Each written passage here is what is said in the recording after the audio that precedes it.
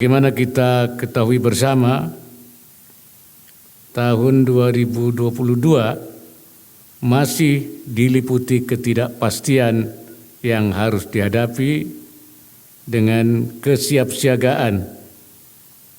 Perekonomian dunia berada pada zona pemulihan,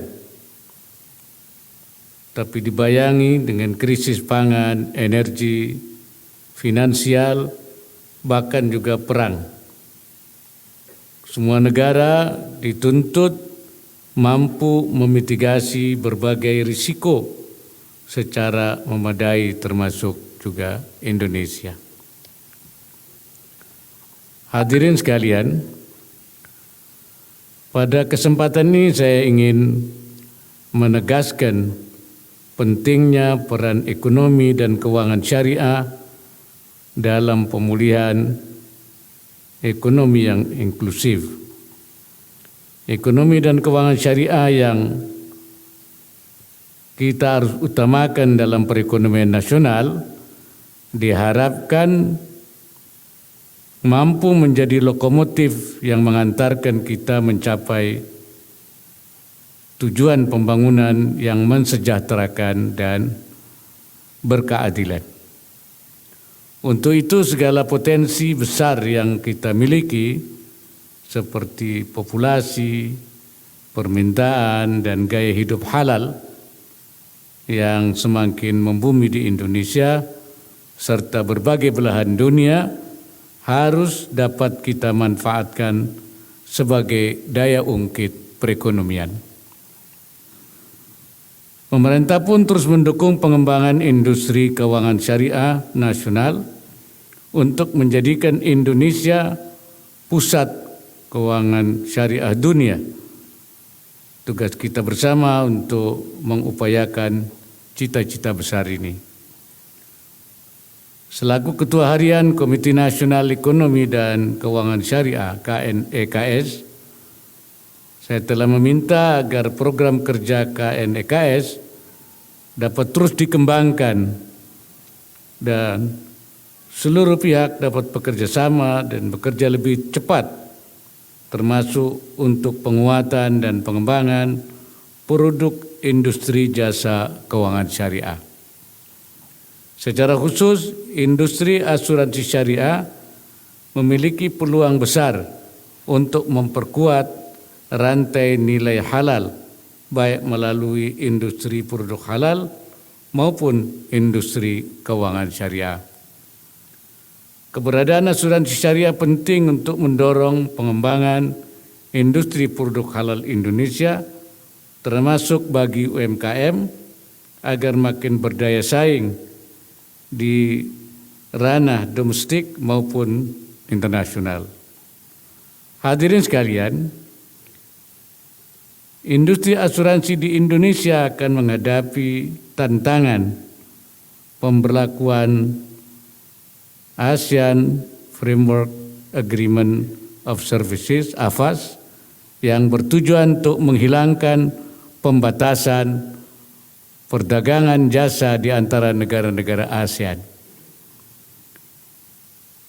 Di satu sisi, industri asuransi syariah dalam negeri semakin dituntut untuk berkompetisi menghadapi masuknya pesaing dari luar. Di sisi lain, kondisi ini juga meningkatkan prospek industri asuransi syariah Indonesia dalam memperluas pasar ke negara-negara ASEAN. Kemampuan penetrasi pasar ini tentunya bergantung pula pada kapasitas industri. Industri asuransi syariah nasional seyogianya dapat memanfaatkan momentum ini dengan terus mempersiapkan diri menjadi lebih kompetitif dan efisien, sehingga mampu bersaing bahkan memimpin pasar asuransi syariah di tingkat regional.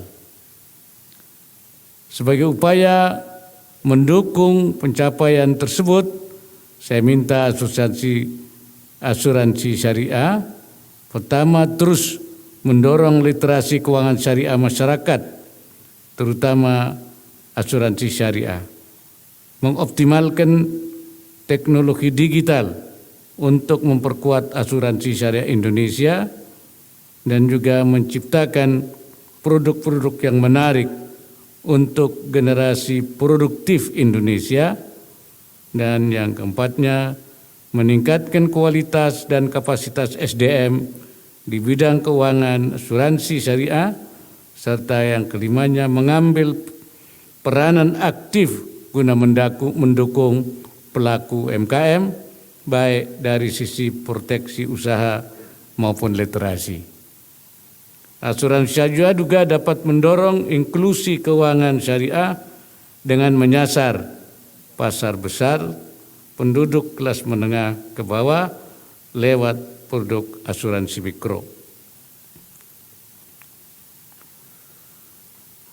Sudah terbukti banyak industri yang sukses bermain di tataran produk mikro, sehingga perlu dibuat inovasi produk mikro dengan sistem pembayaran yang meringankan dan terjangkau. Dengan demikian, asuransi syariah dapat bermain di pasar yang tepat karena memiliki produk yang tidak banyak ditawarkan asuransi konvensional.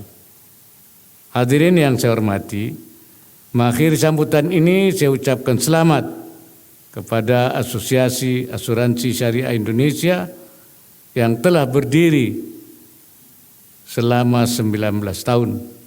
Dan saya memang mengikuti dari awal. Ya. Karena itu saya terus mendorong supaya terus berkembang. Saya harapkan